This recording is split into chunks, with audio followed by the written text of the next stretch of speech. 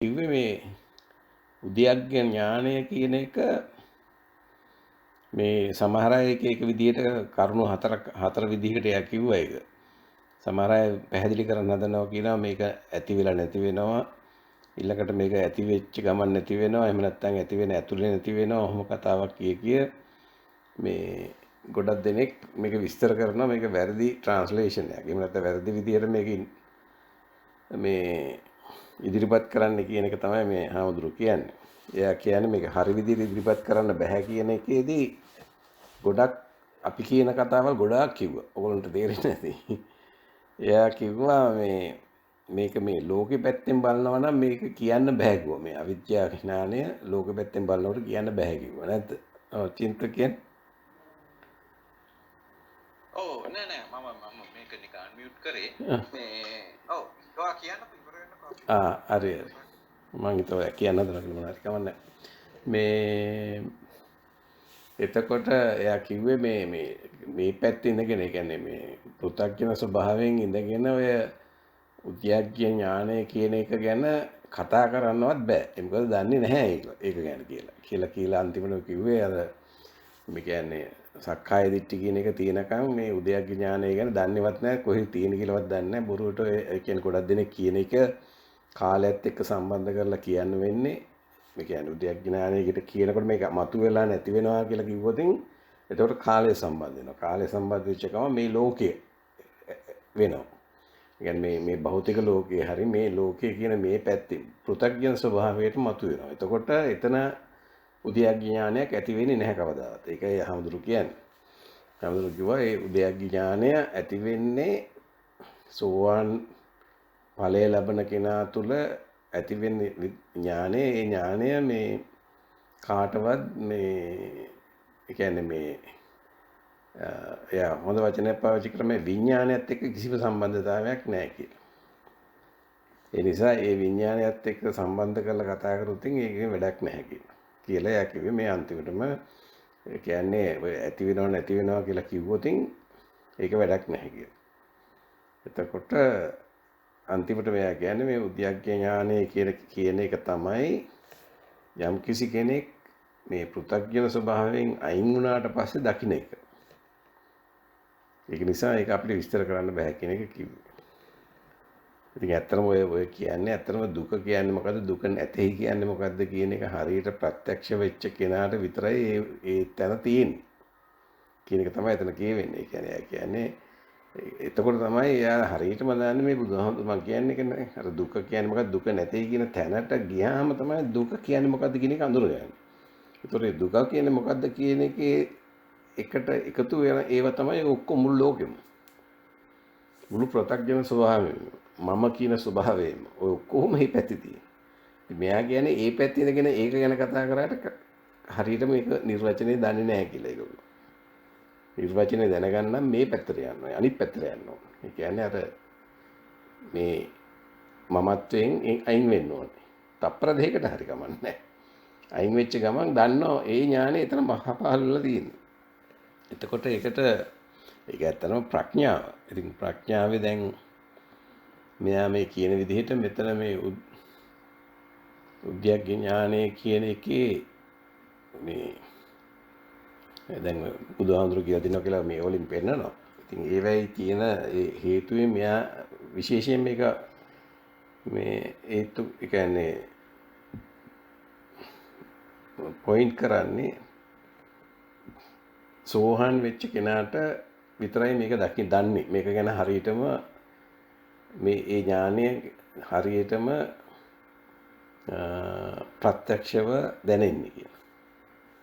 ඒක තමයි මේ විස්තරය කිව්වේ. මේ ඉතින් එතෙන්දී අර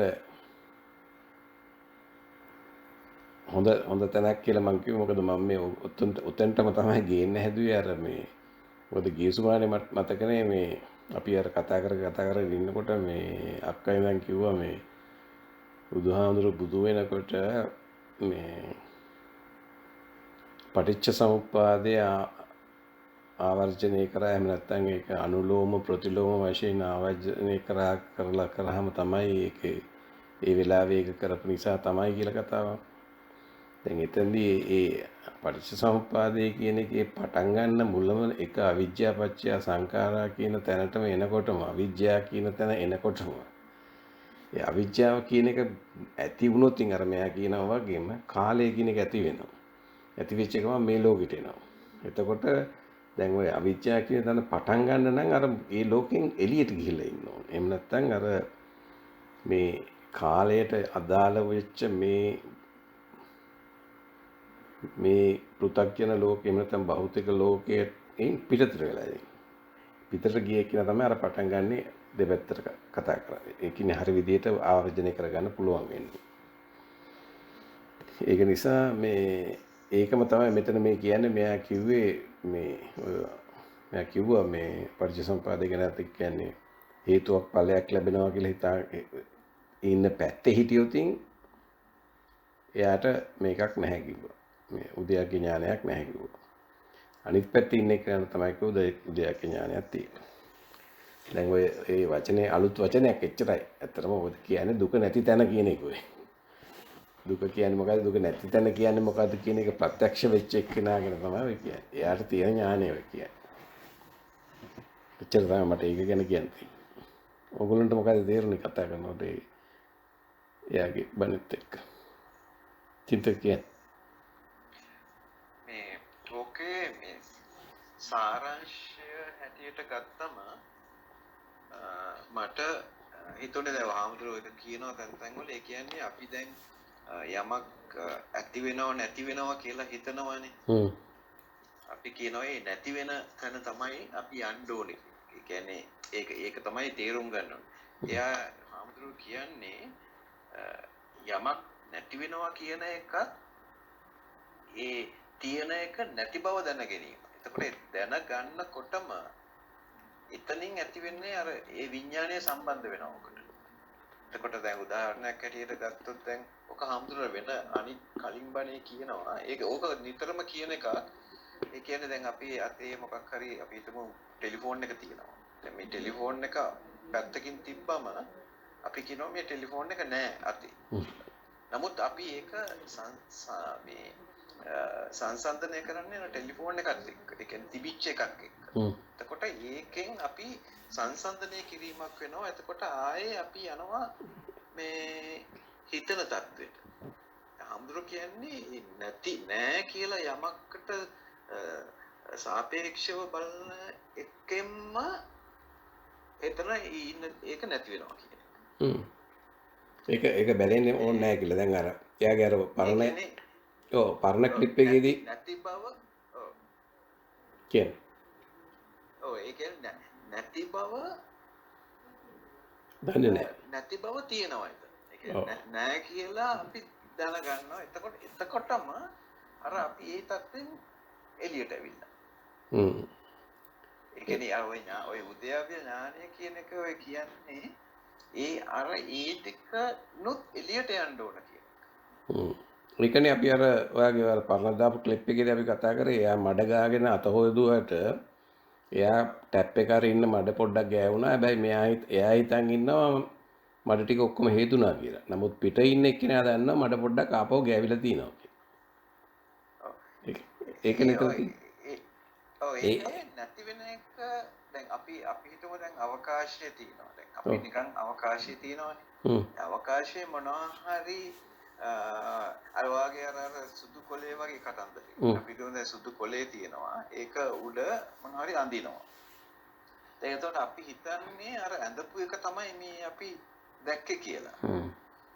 නමුත් අර සුදු කොලෙත් විඥාණයට අහු වෙලා තියෙනවා. අපි කියනවානේ සුදු කොලේ කියලා. එතකොට ඒ සුදු කොලේ කියන එක තත් එහා යන්න ඕනේ යථාර්ථය දකින්න කියලා. හරි. ඔව් ඒක තමයි කියන්නේ. හරියටම හරි. හරියටම ඒකෙදී අර දැන් එයා ඒ කියන්නේ දැන් අර ඔය කියන්නේ අර යෙන් යන් කියන කතාව. ඇත්තට එහෙම නැත්නම් ඔය කියන්නේ අර ඩුවැලිටි කියලා එකක් නැහැ කියන කතාව. එහෙම නැත්නම් ඔය කියන්නේ අර හරි වැරදි කියලා එකක් නැහැ කියන කතාව. අර අපි කියන්නේ හරි කියලා එකකුත් නැහැ වැරදි කියලා එකකුත් නැහැ. ඒ කියන්නේ හරි කියලා එක පවතින නම් වැරදි කියලා එකක් තියෙන්න ඕනේ. ඒකට සාපේක්ෂව තමයි අර හරි වැරදි කියලා හරි කියලා කියන්නේ. වැරදි කියලා කියන්නේ අර හරියකට සාපේක්ෂව තමයි මේ වැරදි කියලා කියන්නේ. දැන් අර ඔයාගේ වචන වලින් කිව්වොත් ඔයා නිතරම කියනවා සමහරවල් නෑ මේක ඒකට සාපේක්ෂව බැලුව යුතු මේකයි කියලා. ඒ සාපේක්ෂව බලනවා නම් ඒ කියන්නේ අපේ මේ මනසින් තමයි මේක කරන්නේ. ඒ කියන්නේ අපේ තියෙන මේ මනසට සම්බන්ධ කරලා තමයි ඒක කරන්නේ. ඒක නිසා ඒක ඇවිල්ලා පෘථග්ජන ස්වභාවය. ඒ හරි කියලා දෙයක් නැහැ, වැරදි නැහැ කියලා දෙයක් නැහැ කියන ප්‍රත්‍යක්ෂය තියෙන එක්කිනාට ඒක හරි වැරදි කියලා එකක් නෙමෙයි. දැන් ඕකට තමයි අර බුදුහාමුදුරුවෝ දැන් ඔය සම්මා කියන එකේ නියම තේරුම මොකයි කියලා මම ඔය ඉස්සෙල්ලා දවසක් කියලා ඇති. ඒ සම්මා කියන එකේදී සම්මා දිට්ඨි කිව්වහම මේක මේ හරි දර්ශනයවත් වැරදි දර්ශනයවත් නෙමෙයි. මේ දෙකටම නැති තැන. ඒක තමයි සම්මා දිට්ඨිය කියන්නේ. ඒකනේ මම කිව්වේ අර ට්‍රාන්ස්ලේට් කරනකොට සමහර අය කියනවා right view කියලා. right view කිව්වට වැඩක් නැහැ. right view කියන්නේ එතකොට wrong view එකකුත් තියෙන්න ඕනේ. එතකොට ඒකට සාපේක්ෂ වෙනවා. ඒකට අපි හරිනම් කියන්න ඕනේ එක්ක noble view. noble view කියන්නේ ආර්යස් දැකීම. එච්චරයි. ඒක දෙපැත්තෙන් එක තැනකටවත් නැහැ. දැන් ඕකම අපි ඔය ඉස්සෙල් කියන්නේ මට තේරුණ හැටියට නම් ඔය මට අපි තහලා තියෙනවා ඒ කියන්නේ යම් දෙයක් ඇත්ත ඒක නැත කියලා කිව්වහම ඒ නෑ කියලා කියන්නේ තියෙන හින්දානේ කියලා තමයි හාමුදුරු කියන්නේ. ඔව්. ඒ කියන්නේ අපිට ඇත්ත කියලා කිව්ව කියලා ඒක දැන් ඔරලෝසුව දැන් මගේ අතේ ඔරලෝසුව නෑ. එතකොට හාමුදුරු කියනවා ඉතින් ඔරලෝසුව නෑ කියන්නේ අපි තියෙන හින්දා නේද කියලා. නෑ මෙහෙමයි ඒක ඔව් තියෙන හින්දායි කියන එකේ තේරුම මෙහෙමයි. ඒ කියන්නේ මගේ අතේ ඔරලෝසුව තිබිලා නැති නිසා තමයි මම කියන්නේ දැන් මගේ ඔරලෝසුව අතේ ඔරලෝසුව නැහැ කියලා. ඒ වගේ ඔරලෝසුව තිබුණ හින්දානේ නෑ කියන්නේ. ඒක තමයි. ඔව් ඒ තිබුණා දෙයක් කියලා කියන්නේ මනසට ගෝචර දෙයක්. එතකොට මේ හාමුදුරුවෝ කියන්නේ මේ උද්‍යප්ප ඥානය කියන්නේ මනසට ගෝචර නැති එකක්. උද්‍යප්ප ඥානය කියන එක දැන් ඔය ඕක අර ඥාන මුලින්ම ලබන්නේ උද්‍යප්ප ඥානෙ ඊපස්සේ මට වර්තක නැහැ. කම්මස්ස කතා. ඔය වගේ ඥාන ගොඩාක් පහළ වෙනවනේ මුලින්ම තමයි අර සෝවන් ෆයිට් පස්සේ තමයි උද්‍යප්ප ඥානෙ පහළ වෙනවා. මේ ඔව් ඒ කියන්නේ උදේවැය කියන්නේ ඉවීම නැතිවීම කියන්නේ මෙහා වෙලාවේ ඒ කියන්නේ සාමාන්‍ය උද්‍යප්ප ඥානෙ ලැබෙනවා කියලා කියන්නේ. ඔව්. දැන් මම අම්දරගේ ওই බණ අහන්න ඉස්සෙල්ලා මම හිතුවේ අපි දැන් සංස්කාරයන් ඇතිවීම නැතිවීම ගැන තමයි මේ කියන්නේ කියලා. ඒ කියන්නේ සංස්කාරය ශනිකයි. ඇති වෙනවා ඒක නැති වෙනවා. දැන් මම තේරුම් ගන්න ඉතින් එහෙමයි. දැන් හාමුදුරුවෝ කියන්නේ වෙනින් දෙයක්. හාමුදුරුවෝ කියන්නේ මොකද්ද කියලා දැන් ආයි කියන්නේ සංස්කාර ගැන කියලා. නෑ දැන් හාමුදුරුවෝ කියන එක මගේ ගහන්නේ මල්ලි. නෑ ඕ නෑ අක්කා දැන් නෑ අක්කට තේරිච්ච විදිහ මං අහන්නේ දැන් අක්කා කිව්වනේ දැන් මේ සංස්කාර ගැන හාමුදුරුවෝ වෙන විදිහකට කියන්නේ කියලා. මොකද්ද ඒ කියන්නේ? ඒක මම දන්නේ නැද්ද ඔය? හරියට හරි ඔව් මෙහෙමයි දැන් ඒක තමයි එතන තියෙන වෙනස. ඒක තමයි අපි කතා කරේ. ඒ කියන්නේ අපි ඕනම දෙයක් ගැන අපි හිතපු ගමන් ඒ කියන්නේ මම කියන්නේ මනසෙන් ඈත් වෙන්න කියලා. මනසෙන් ඈත් වෙනවා කියලා කියන්නේ මනස නැති තැනට යන්න ඕන. මනස නැති තැන කියන්නේ අපේ එළඹගත් සිහිය මනසෙන් අයින් කරගන්න ඕන. මනසේ තියෙනකන් අපිට ඔය ඇති වෙනව නැති වෙනව කියන එක ඇතුළේ ඉන්නේ අපි. ඒක නිසා අපිට ඇතුළෙම අපිට දැනෙන්නේ නැහැ මේක ඇති වෙනව නැති වෙනව කියලා. ඒකනේ වෙලා තියෙන්නේ. නමුත් අපි අර මනසෙන් ඈත් වෙච්ච ගම. ඒ කියන්නේ එළඹගත් සිහිය තුලම අපි රැඳුනොත් මනසට එනේම මොකක්වත් අපිට අදාළ නැති වෙන තැනට යනකොට දැන් මේක අපි බලෙන් කරන්න බෑ මේක. ඇත්තටම මේක වෙන්න ඉඩ දෙන්න ඕනේ. එච්චරයි කරන්න ඕනේ. ඒකනේ මම අර කියන්නේ කීකිලි විතරේ දානවා වගේ වැඩක් කියලා. ඒ කියන්නේ අපිට තියෙන්නේ මේක බලන් ඉන්න මේ අපිව අයින් වෙනවා මේ මනසෙන්. අපිව කියලා කියන්නේ අපි එළඹගත් සිහිය මනසෙන් සම්පූර්ණයෙන්ම අයින් වෙනවා. මේක සම්පූර්ණයෙන් අයින් වෙන්නේ තලයෙන් තලයේ අතෑරිලා. ඕකනේ මම අර කතා කරනකොට කියන්නේ ඒ අතෑරිලා කියලා ඒ තලයට ඒ තලවල් නැති තැනට ගියාම තමයි දන්නේ ඔය උද්‍යප්ප ඥානය කියන එක හම්බ වෙන්නේ. ඒ මොකද එතකොට තේරෙනවා මේ වෙන තියෙන හැම දෙයක්ම සෙලවෙන ඇති වෙනව නැති වෙනව එහෙම නැත්නම් සෙලවෙනව එහෙම නැත්නම් අනිච්ච දුක්ඛ අනාත්ම කියන එක 100% ප්‍රත්‍යක්ෂ වෙනවා. ඒකට තමයි ඔය උද්‍යග්ඥානය කියලා කියන්නේ. ඉතින් ඒ නිසා අර දැන් දැන් එයා මේ මහාමුදුරු මේක පැහැදිලි කරලා ඒත්තු කරන්න හැදුවට මේකත් මනසින් බලන තරම් තාක්කල් හරි අමාරුයි. මේක හරි අමාරු නෙවෙයි, ගන්න බෑ. මනසින් බලන තාක්කල් ගන්න බෑ. මේක දකින්න නම් භාවනාවේ ඉන්නකොට හරි කොහොම හරි වෙලාවක එළඹගත් සිහිය තුළ සම්පූර්ණයෙන්ම ජීවත් වෙන්න ඕනේ. එළඹගත් සිහිය විතරයි. එතකොට මනස නැහැ කියන්නේ. අපි මන් දකින්නවා සත්‍ය අවබෝධ කරගන්න ඒ මාර්ගයේ යන්න කියලා තමයි හම්බුනේ. ඔව් මොකද ආයි කියන්නේ පොඩ්ඩක් මේ කැඩුනා. නිවන් දකින්නවා කියලා හිතලා යන්න එපා. සත්‍ය අවබෝධය වෙනුවෙන් යන්න තමයි හම්බුනේ. ඔව් ඒක හේතුවක් තියෙනවා. මම හිතන්නේ එහෙම කියන්නේ දැන් නිවන් දකින්නවා කියලා යනවා කියන්නේ බලාපොරොත්තුවක් ඇති කරගන්න. එතකොට ඒක යනවා. එහෙම යන්නේ නැතුව සත්‍ය අවබෝධ වෙන්න ඉඩ දෙනවා කියන එක අර ඒක වෙන වචන වලින් තමයි මම දැන් ඉස්සෙල්ලා කිව්වේ. ඒ කියන්නේ අපිට ඒක අර කිකිලි බිත්තරේ රකින්න වගේ ඉන්න. එතකොට ඒක සත්‍ය අපිට පෙන්නනවා. ඒකනේ කියන්නේ නේ. හරිනේ. එහෙම කිව්වම ඔව් නේ. ඔව්. මේක ඔස්සේ යන්න අවබෝධ වෙන්න. ඔව්. දැන් නිවන් දකින්න කියලා යනවා කියන්නේ එතනත් තෘෂ්ණාවක් නැති වෙන්නේ. කියන්නේ දැන් අපි මේ මට ඕනේ නිවන් දකින්නයි කියලා හිත අපි ඉඳලා හරියන්නේ නැහැ. ඒක තමයි. ඒකත් හිතට අදාළ දෙයක් ඊළඟට ඒක ලැබෙන්න ඕන කීකී ඉන්නවා. එහෙම දැන් ඒක නැතුව සත්‍ය සොයන්න විතරයි ඉතින් අපිට. සත්‍ය සොයනවයි කියන එකේ තේරුම සත්‍ය ප්‍රත්‍යක්ෂ කරගන්න විතරයි තියෙන්නේ. දැන් ඒකට තමයි අර මම කියන්නේ දැන් අර විතක්ක ਵਿਚාර කිව්වම විචාර කියන එකේ තේරුම මේ විමසලා බලනව නෙමෙයි, ඒ විමසිල්ලෙන් ඉන්නවා. ඉන්නකොට අපිට ඉබේම පේනවා. දැන් ඔය පේනවා කියලා කියන්නේ ඇස් වලට පේනව නෙමෙයි. අපිට ඉබේම දැනෙනවා. කියන්නේ අපි ඉබේම අපේ ළඟගත් සිහිය ඉබේම අර මනසට අදාළ කරලා තියෙන මේ ලෝකයට අදාළ එහෙම නැත්නම් ඔය දැන් අර හාමුදුරු කිව්වා වගේ මේ කාලයට අදාළ ස්වභාවයෙන් අයින් වෙලා වෙනත් ස්වභාවයකටපත් වෙනවා. ඒ පත්වෙච්ච ස්වභාවය තමයි ඔය උද්‍යග්ඥ ඥානය කියලා කියන්නේ මේ හාමුදුරු. ඒකයි. ඒක දැන් අක්කා කියන කතාව හරි. ඒ හාමුදුරු කියන කතාවත් හරි. ඒක අපිත් කියලා තියෙනෙත් ඒ කතාවම තමයි කියන එක තමයි මම කිව්වේ. අපි මෙච්චර කල් කිව්වේ මේ අපි භාවනා කරනකොට අපි දැන් ඕක අපේ තියෙන අපි කියන වැඩේ තියෙන්නේ මේක ප්‍රැක්ටිකලිම අපි කියනවා. දැන් අරක වාරය වචනෙන් කියනවා විතරනේ. දැන් මේක අපි ප්‍රැක්ටිකලි කරනවා. ප්‍රැක්ටිකලි කරනකන අපිට මේක එක්ස්පීරියන්ස් කරන්න හැටි තමයි අපි කියන්නේ අර එළඹගත් සිහිය. කියන්නේ අපි භාවනාවේ ඉන්නකොට සිතවිලි ඔක්කොම දැන් අපේ ඇඟේ තියෙන කලබලකාරී ගතිය ගියා. ඊට පස්සේ අපේ මනසේ තියෙන කලබලකාරී ගතියත් අයින් කරගන්නවා. ඒව යන්න ඉඩ අරිනවා. ඊට පස්සේ අපි සැහැල්ලු වෙනවා. සැහැල්ලු වෙලා අපි එළඹගත් සිහිය අවකාශයේ රඳව ගන්න. එමත් අවකාශයට ගෙනියනවා. එහෙම නැත්නම් එතකොට අපිට වෙන එකක්වත් ගෝචර නැහැ. ගෝචර නැතුව අපි අවකාශය තුල රැඳෙනකොට අපිට සාමාන්‍ය ස්වභාවයෙන් තියෙන ගෝචර නැතිව ඔක්කොම අයින් වුණත් තව තියෙනවා අපේ තුල අපේ අර විඥාණයට ගැටිච්ච දේවල් තව තියෙනවා. ඒව නැති වෙන හැටි අපිට පේන්න පටන් ගන්නවා.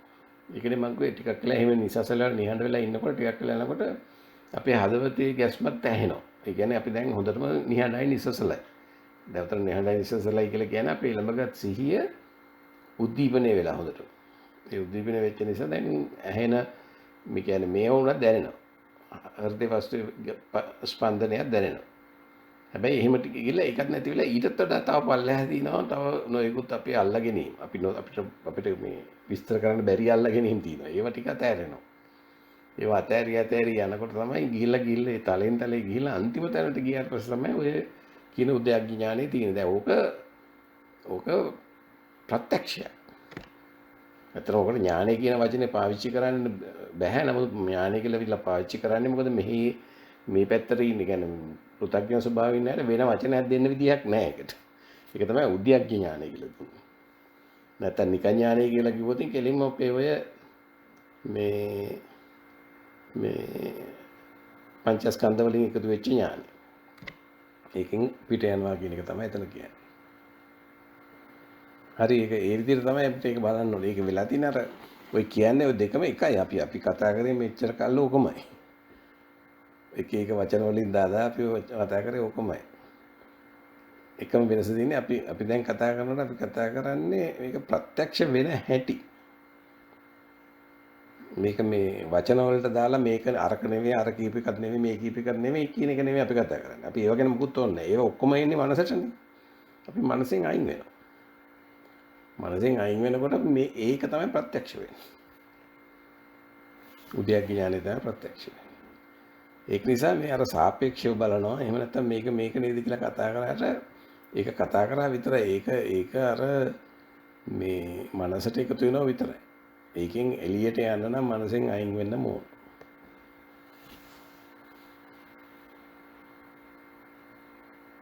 අයියට මොකුත් තියෙනවද ඔයගොල්ලෝ ඇඩ් කරන්න අයිය? මේ ඔකේ. අයියට තේරුනේ කොහොමද ඔබ දැක්කට මුලින්ම ඇහුවාම? ඒක ඒ අර එතන ඉන්නේ අර ඔක අවබෝධ වෙන්නේ සෝවාන් වුණාම කියලානේ. ඔව්. දේශනා කරේ. ඔව්. ඒකෝට වන්නේ නම් අපි සක්කාය දිට්ඨිය නැති කරගන්න. ඔව්. සක්කාය දිට්ඨිය නැති කරනවා කියන්නේ අපිට එතකොට අර කියනව නෑ හොඳ නරක කියන දේ අපිට ඒ කියන්නේ උද්දේශ වශයෙන් Tamanට අදාළ වෙන්නේ නෑ කියන තත්ත්වයටපත් වෙනව නේද? හරියට හරියට. දැන් ඒකම තමයි අපි මෙච්චර කතා කරේ කියන එක දැනුන්නේ නැද්ද? නෑනේ. ඔව්. ඒ යම් ප්‍රමාණයකට නමුත් අර කාරණා තමයි මට මේ වෙලාවේ මේ උනේ දැන් අපි කියනව නැහැ කියලා හරි හොඳ නරක හරි මොකක් හරි මේ බලන්නේ බාහිර අපිට බාහිර මේ පිටින් තියෙන යම් සිතුවීම් හෝ සම්මතයන්ට වහල් වෙලානේ. මමන්ට මේ සක්කාය දිට්ඨිය ඉකරගත්තා නම් මමන්ට ඒ හැමදේම සිදුවීමක් විතරයි. හරියට. නරක කියලා දෙයක් නැහැ. හරියටම හරි. ඒ කාරණේ තමයි කියන්නේ කියන තමයි මට නිකන් අදහසට ආවේ. හරියට හරි.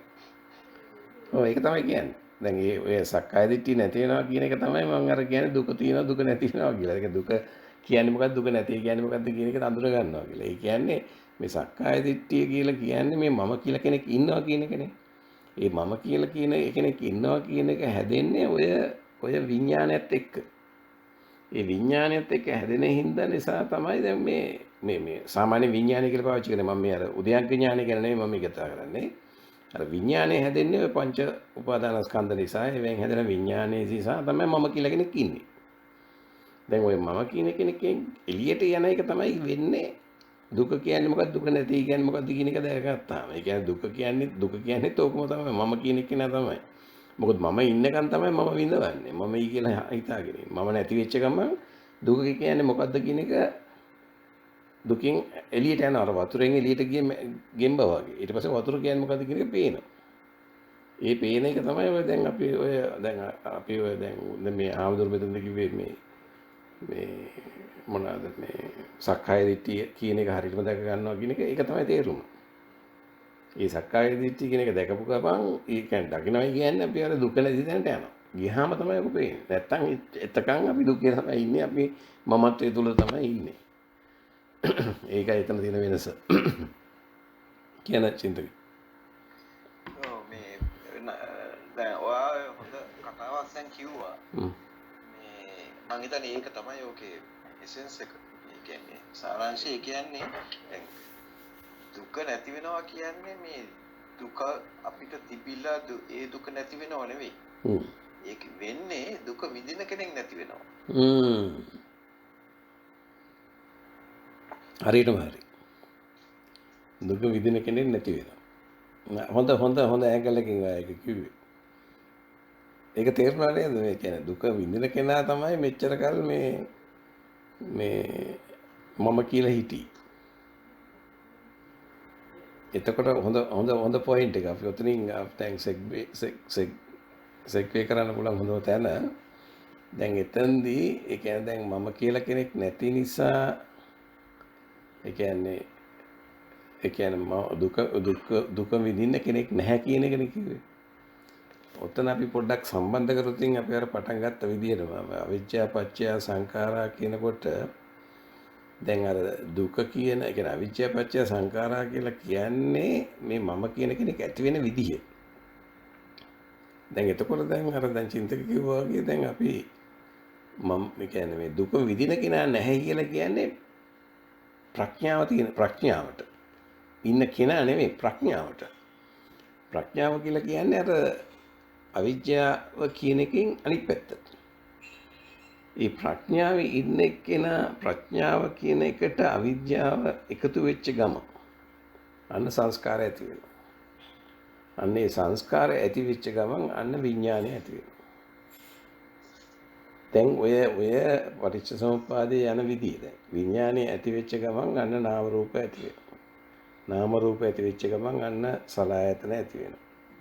දැන් ඔය කියන ඔය ටිකේ ගොඩක් දුරට යන්නේ ඉස්සෙල්ලා අපි මෙතන කතා කරොත් ආපහු දැන් ඔය ටික පටන් ගත්ත ගමන් අර මම කියලා කෙනෙක් ඉන්නවා. එතකොට ඔය අර කියන ඔක්කොම තියෙනවා. දුකක් තියෙනවා මමත් තියෙනවා ඔක්කොම තියෙනවා. කියන චින්තක. ඕකේ මේ අනිත් පැත්තට ගත්තොත් දැන් දුක නැති වුණා කියන්නේ ඒ දුක ඇති වෙන හේතු නැති වෙලා නෙවෙයි. ඒ කියන්නේ වටපිටාවේ බාහිරව හෝ අභ්‍යන්තරව තියෙන දේවල් එහෙමම තියෙනවා. නමුත් ඒකේ දැනීම නැති වෙන එක තමයි මොකද මම කියලා කෙනෙක් නැති වුණාම එතන දුක විඳින්න කෙනෙක් නැති වෙන එකයි වෙන්නේ. ඒ කියන්නේ බාහිරේ තිබිච්ච දේවල් ඒ කරුණු ඔක්කොම ඒ විදිහට තියෙනවා. ධර්මයෙන් හරියටම හරි. හරියටම හරි. දැන් මෙහෙමයි එතන හරියටම හරි කොට 99.99ක් හරි. ඒ මොකද දැන් ඔතන 99.999ක් හරි කියලා කිව්වේ ඇත්තටම ඔය තියෙන දේවල් තියෙනවා. ඒව වැඩ කරනවා. අපි දැන් මම ඔකට හොඳ උදාහරණයක් දුන්නොත් අපි කියමු රහතුන් වහන්සේ කෙනෙක්. ඉන්නවයි කියන්නේ රහතුන් වහන්සේ ඊටයි කියලා අපිට පේන්න තියෙනවා ශරීරය. අපිට පේන්න දේවල් කතා කරනවා. සමහර දේවල්කට ප්‍රතිචාර දක්වනවා, කනවා, බොනවා ඔක්කොම වෙනවා. නමුත් දුක නැහැ යට. එයාට දුක නැහැ. එයා දුකින් අයින් වෙලා තියෙනවා. ඒක නිසා එතනදී අර මේ මම කියලා කෙනෙක් නැහැ. අපිට පේන්න තියෙන අර දැන් ওই චින්තක කිව්වා වගේ අර ඔක්කොම තියෙනවා. නමුත් ඒකට සම්බන්ධ නැහැ. ඒ කියන්නේ මම නෙමෙයි එතන තියෙන්නේ. මම කියලා කෙනෙක් කෙනාට අදාළ නැහැ. එහෙම කෙනෙක් නැහැ. කියන්නේ මම කියන නැති තැනයි. මම කියලා කෙනෙක් කියන අපි මේ පැත්තෙන් හදාගෙන කියන මම කියන කෙනා ඉන්න රහතුන් වහන්සේ කියලා. නමුත් ඇත්තටම එහෙම කෙනෙක් නැහැ. මම ඔක 99.99999 කිව්වේ දැන් එහෙම කෙනෙක් නැතුව තියෙන එකත් යම් කිසි ප්‍රමාණයකින් අපිට පේනවා. නමුත් ඒ ශරීරයත් නැති වුණාට පස්සේ අපිට රෙෆරන්ස් කරන්න කියන්නේ අපිට සාපේක්ෂව බලන්න කෙනෙක් නැති වුණාම රහතුන් වහන්සේ කියලා එකක් නැහැ. ඒ කියන්නේ එහෙම එකක් ඇත්තෙම නැහැ. දැන් ඔතන එතකොට අර කියන විඥානය ඥානය එක්කෝ උද්‍යග්ග ඥාන ඔය මොකක්වත් නැහැ. ඒකයි අර අන්තිම දශම බිඳුව එක කියන චන්තය. ඔව් නෑ මම කිව්වේ දැන් ඒක දැන් නන්දේ කියන්නේ දැන් අපි බාහිර වෙන රහතුන් වහන්සේ කෙනෙක් දිහා අපි බලන විදිය. ඔව්. දැන් නමුත් රහතන් වහන්සේගේ පැත්තෙන් බැලුවම ඒ මම නෑ. ඔව්. ඒ කියන්නේ දැන් ඔය ආර්ය අෂ්ටාංග මාර්ගයෙන් කරන්න හදන්නේ මම නැති කරන එක. ඔව්. ඒක තමයි බුදුහාමුදුරු කිව්වේ මේක තමයි දුක නැති කරන් තියෙන මාර්ගය කියලා. ඒ කියන්නේ බුදුහාමුදුරු කිව්වේ නෑ සබහා ධර්මයේ වටේ තියෙන ඒවා ඔක්කොම වාට දුක ඇති වෙන ඒවා නැති කරගන්න මේ ඒවා කියලා කිව්වේ නෑනේ. ඒ කියන්නේ බාහිරව දැන් එතකොට නැති වෙන්නේ මම. දැන් රහතන් වහන්සේ කියලා පුද්ගලයෙක් ඉන්නවා. එයා අර සාමාන්‍ය ජීවිතේ ඉතින් ශරීරයට කනවා බොනවා ඒ කරන් තියෙන දේවල් සාමාන්‍ය මිනිස්සෙක් කරන විදිහේ දේවල් කරනවා. නමුත් එයාගේ පැත්තෙන් බැලුවම එයා කරන්නේ ඒක මම හින්දා නෙවෙයි. හරි හරි. තේරෙනවද මම කියන්නේ? ඔය ඒක හරි හරි. ඒක තමයි මාත් කියන්නේ. ඔව්. කරනව නෙවෙයි රහතන් වහන්සේ ගැන දිහා බලලා රහතන් වහන්සේ තමන් ගැන දිහා බැලුවම තමයි අරක පේන්නේ කියන එක තමයි මම හරි හරි. ඒක තමයි අපි කිව්වේ දැන් අතට මම කිව්වෙත් ඒකයි මම ඒක කිව්වේ අර මේ දැන් ඒක දැන් අර දැන් අපි හිතමු ඔය කියන මේ උදයග්ග ඥානයෙන් බලනකොට මේ මම කියලා කෙනෙක් ඇත්තෙම නැහැ.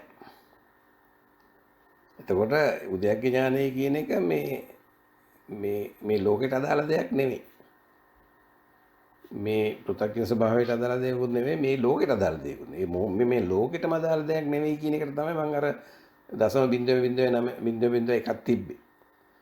මොකද දැන් අර රහතුන් වහන්සේ කියන රූපයක් තියෙනවනේ මෙතන. ඒකට අපි අපේ අය මෙහි දැන් සාපේක්ෂ කරනවානේ. ඒකත් නැති වෙනවා. එතකොට ඒකත් නැහැ. ඒකට තමයි අර 0.01 තිබ්බේ.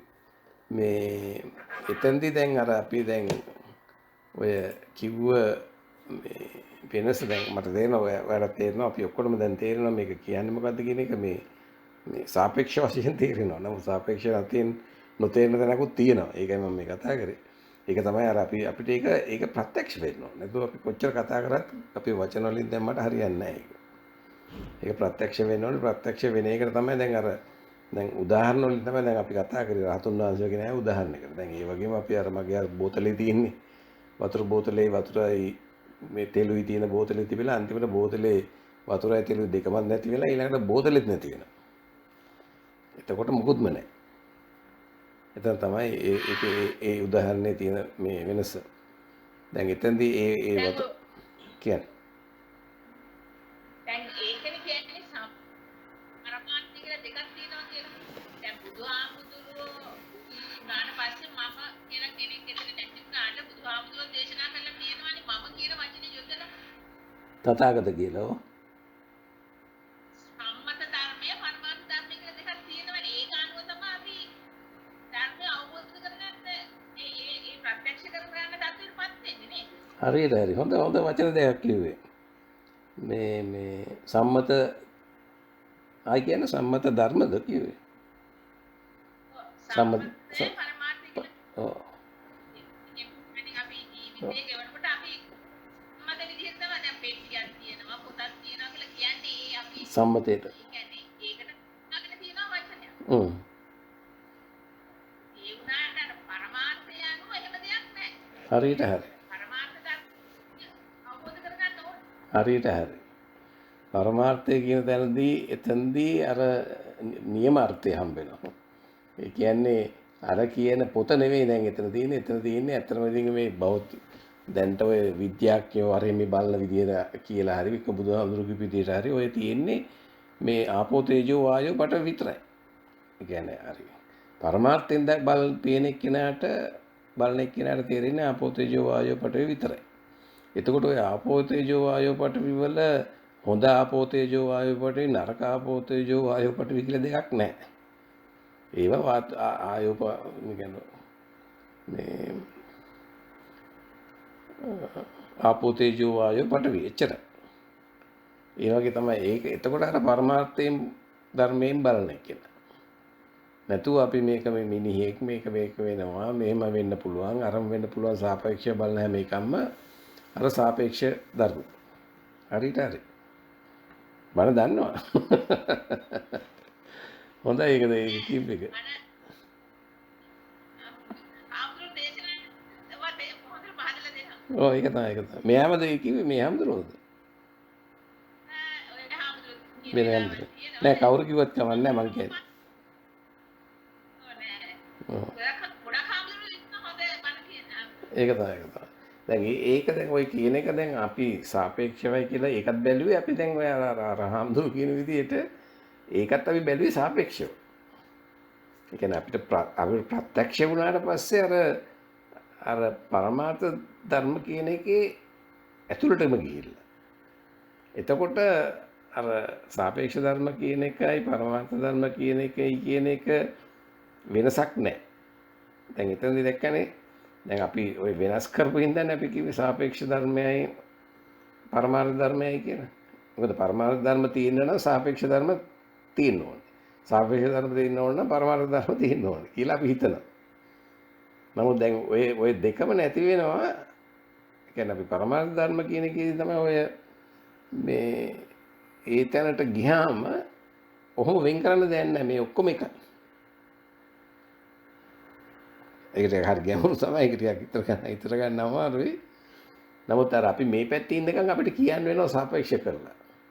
දැන් ඒක තමයි බුදුහාමුදුරුවෝ දැන් කියනවා නිවන කියලා එකක් කියන්නේ. නැත්තම් නිවන කියන තැන ගියාට පස්සේ නිවන කියන එකක් නිවන නැති තැනක් කියලා එකක් නැති තියෙනවා. එම් සාපේක්ෂ කරන්න විදියක් නැහැ.